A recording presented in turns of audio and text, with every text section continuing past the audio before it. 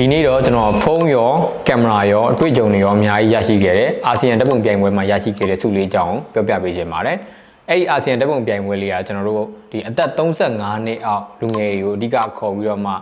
ပြိုင်စေခဲ့တဲ့ဓာတ်ပုံပြိုင်ပွဲတစ်ခုဖြစ်တယ်ပေါ့နော်အဲ့ဒီပြိုင်ပွဲမှာဆိုရင်ကျွန်တော်ပြိုင်ကြတဲ့အာဆီယံလူငယ်ဓာတ်ပုံပြိုင်လူငယ်တွေကအများကြီးရှိတယ်အဲ့ထဲမှာသူကနောက်ဆုံးအနေနဲ့စကားတင်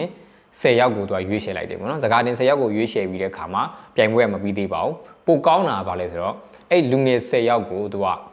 training တွေပေးပြီးတော့မှကျွန်တော်တို့က online နေ training တွေပေးပြီးတော့မှဓာတ်ပုံတွေထည့်ရိုက်ခိုင်းတယ်ထည့်ရိုက်ခိုင်းပြီးတော့မှအဲ့ရိုက်လာတဲ့ပုံတွေအကုန်လုံးကိုပြန်ပြီးတော့မှ photo essay တစ်ပုဒ်တည်ဆောက်ပြီးတော့စုပေးတဲ့ဓာတ်ပုံပြိုင်ပွဲဖြစ်တယ်ပေါ့နော်အဲ့ဒီပြိုင်ပွဲမှာဆိုရင်ကျွန်တော်ကတတိယစုရယ်ပြီးတော့ people choice စုရယ်နှစ်စုရခဲ့တာပေါ့နော် favorite vote ဆိုပြီးတော့သူကပြောခဲ့တာပေါ့နော်တတိယစုတော့ကတော့ကျွန်တော်ဒီ Sony ရဲ့ဒီ cyber shot ဆိုတဲ့ဒီကင်မရာလေးရခဲ့တယ်ပေါ့နော်ပြီးတော့people choice work စုအတွက်ကျတော့ကျွန်တော်ဖုန်းတစ်လုံးရရှိခဲ့တယ်ပေါ့နော်အဲ့တော့ကျွန်တော် people choice work အတွက်ကောပေါ့နော်စုဘုတ်ဝိုင်းပေးခဲ့ကြတဲ့လူတွေမှတ်ရသေးတယ်ပါလို့ဆိုတော့သူက Facebook ဒီသူက EU ASEAN နှစ်ခုပေါင်းပြီးလုပ်တာဆိုတော့လေအဲ့ EU ASEAN ရဲ့ Facebook page မှာသူကကိုဗုဒ္ဓင်စုအတွက်ပေါ့နော် comment မှာကိုစုရစေခြင်းတဲ့လူရဲ့နာမည်တွေကိုရေးခိုင်းတာပေါ့နော်အဲ့မှာဆိုရင်ကျွန်တော်ဝိုင်းပြီးတော့မှအောင်ရှမ်းသာဆိုပြီးတော့မှ comment မှတ်ပေးကြတဲ့လူတွေတကယ်အများကြီးပေါ့နော်အားလုံးလည်းကျေးဇူးတင်ပါတယ်ဒါမှတ်မရပေါ့နော်ကျန်တဲ့လူတွေရဲ့နာမည်မတွေ့လဲရအောင်ကျွန်တော်နာမည်ကြီးပဲပြီးတော့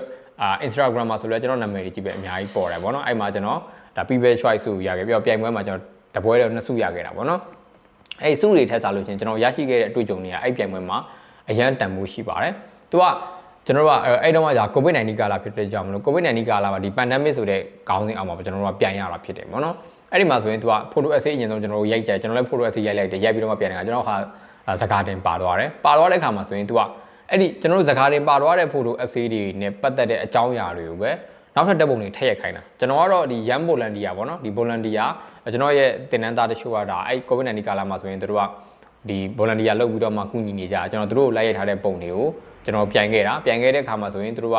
အဲ့ဒီပုံတွေကိုပဲကျွန်တော်ထည့်ရိုက်ခိုင်းတာပေါ့ကျွန်တော်ထပ်ပြီးတော့မှရိုက်ရတယ် COVID-19 ကလည်းကြောက်တယ်ဒါပေမဲ့လည်းထပ်ပြီးတော့မှရိုက်တယ်ဒါအတွေ့အကြုံတွေအများကြီးရခဲ့ရပါတော့ဒီ photo essay တစ်ပုဒ်ကိုတို့ဘယ်လိုတိဆောက်လို့ရလဲဆိုတော့အဲ့ဒီမှာကျွန်တော် mentor တွေရှိတယ်တို့တွေကကျွန်တော် training ပေးခဲ့တာပေါ့နော်အဲ့တော့ကျွန်တော်အင်္ဂလိပ်စာလည်းအရင်နားမလဲသေးဘူးအရင်လည်းမရသေးဘူးပဲတို့ပေးလိုက်တဲ့ဒီလမ်းညွှန်မှုတွေကြောင့်ကျွန်တော် photo essay တစ်ပုဒ်ဘယ်လိုမျိုးကောင်းကောင်းတိဆောက်အောင်လဲဆိုတော့ကျွန်တော်သိလာတယ်ပေါ့နော်နောက်ပိုင်းဆိုရင်ကျွန်တော် photo essay နဲ့စုတွေလည်းရလာခဲ့တယ်ပေါ့နော်မမရပြောမှဆိုရင်ကျွန်တော်ရေတက်မှုတွေကိုပဲကျွန်တော်ထိုင်းမှာနေတော့ကရေတက်မှုတွေပဲကျွန်တော် photo essay လုပ်ပြီးရိုက်လိုက်တဲ့တက်ပုံကကျွန်တော်စုတွေပါရပွေနော်ရေတက်မှုပဲကျွန်တော်ရရင်မဟုတ်သေးဘူးနောက်ပြီးတော့ဒီ photo essay နဲ့ပတ်သက်ပြီးကျွန်တော်ဘယ်လောက်များကျွမ်းသွားလဲဆိုရင်တော့ဗောနော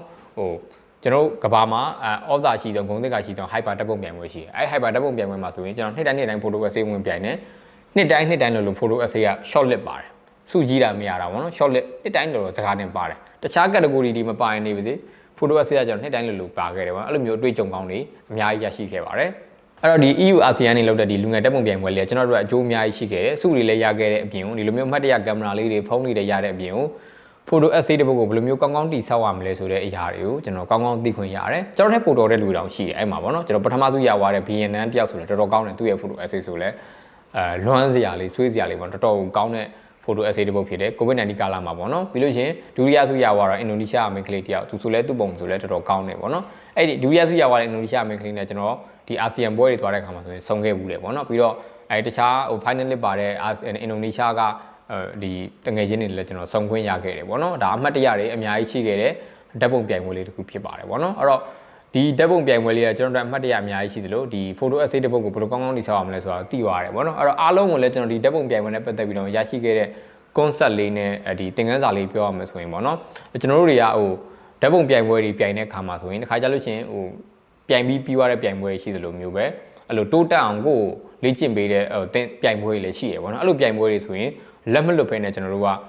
ပြိုင်ကြည့်စေခြင်းတွေပေါ့နော်ဒါမှကျွန်တော်တို့က international မှာသူတို့ဘယ်လိုစဉ်းစားရလဲနော် international ကလူတွေနဲ့ ASEAN လူတွေနဲ့လောက်တူတူတက်လို့ရတဲ့ခါမှာဆိုရင်သူတို့တွေဘယ်လိုရိုက်နေကြလဲပေါ့နော်သူတို့တွေဘယ်လိုမျိုးစဉ်းစားကြလဲသူတို့တွေဓာတ်ပုံတွေဘယ်လိုမျိုးဖန်တီးကြလဲဆိုတော့ကျွန်တော်တို့တွေသိလာရတာပေါ့နော်ကျွန်တော်လည်းအဲ့ဒီမှာအတွေ့အကြုံတွေအများကြီးရရှိခဲ့တယ်နော်အခုနောက်ပိုင်းတော့အဲ့လိုပွဲတွေနည်းနည်းတော့ရှားသွားပြီပေါ့နော်ရှိလို့ရှင်လဲကျွန်တော်အားလုံးကို share လုပ်ပေးမယ်ကျွန်တော်ကိုယ်တိုင်လည်းအဲ့လိုပြိုင်ပွဲတွေလုပ်ရှင်တယ်မြန်မာနိုင်ငံမှာဆိုရင်ကျွန်တော် MBA မှာဆိုရင်အဲ့လိုမျိုးဓာတ်ပုံပြိုင်ပွဲတစ်ခုခေါ်ပြီးတော့မှဒီ finalist တွေကိုပေါ့နော်စကားတင်တွေကိုပြန်ပြီးတော့မှ training ပေးပြီးသူတို့ပြန်ပြိုင်အဲ့လိုပုံစံမျိုးနဲ့ကျွန်တော်ပြိုင်ပွဲလေးတွေလည်းလုပ်ပေးနိုင်အောင်ကျွန်တော်စူးစမ်းသွားမယ်ပေါ့နော်။ Okay ဒီဗီဒီယိုဒီလောက်ပါပဲဒါကျွန်တော